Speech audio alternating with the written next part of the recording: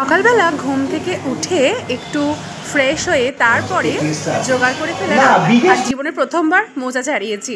Chowmein ready. এরপর আমার tuition একটা বাচ্চাকে পড়ানোর থাকে, তো ওকে আমি পড়িয়ে ফেলি।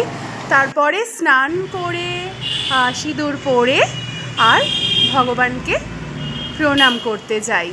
আমি এখন স্নান করে ফ্রেশ হয়ে গেছি। এরপর ভগবানকে প্রণাম করে একটু প্রকৃতির দৃশ্য অনুভব করি। সবুজের সমারোহ মনকে ভরিয়ে তোলে। তারপরেই চলে আসি লাঞ্চ টাইম। লাঞ্চে ছিল ভাত, ভেন্ডি ভাজা, মোচার ঘন্ট, ডাল আর তার সঙ্গে মাছ, আর এর সঙ্গে ছিল দই। এরপর একটু রেস্ট নিয়ে বেরিয়ে পড়ি। কোথায়? তার জন্য আমার ব্লগে ওয়েট করতেই হবে তোমাদের।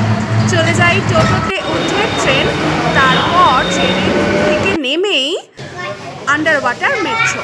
আর এরপর আন্ডার ওয়াটার মেট্রোর মধ্যে বেশ কিছুক্ষণ থাকি, জাস্ট 5 মিনিটের মধ্যেই দূরত্বটা ছিল আর কি। আমরা পৌঁছাই হাওড়া ময়দান। হাওড়া ময়দানের এই বিখ্যাত মলটাতে। এখান থেকে যে ভিউটা, বাইরের ভিউটা বেশ সুন্দর লাগছিল। দূরে কত লোকজন, ঋষিচন্দ্র, এবং সেখানে আমরা ফুড কোর্টে অনেকটা সময় স্পেন্ড করি। মলটির নাম হলো প্ল্যাটিনা মল। এখানে আমরা অনেকটা সময় কাটিয়ে চলে আসি সম্রাটের ক্যাফে।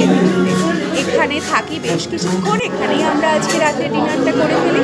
বরমশাই যথারীতি কি মেনু সিলেকশন হবে সেটা দেখছেন, আর আমি ততক্ষণ গান শুনতে সেখানেই ব্যস্ত। চলে আসি আমাদের ফার্স্ট স্টার্টার আইটেম। এখানে থাকে স্যান্ডউইচ।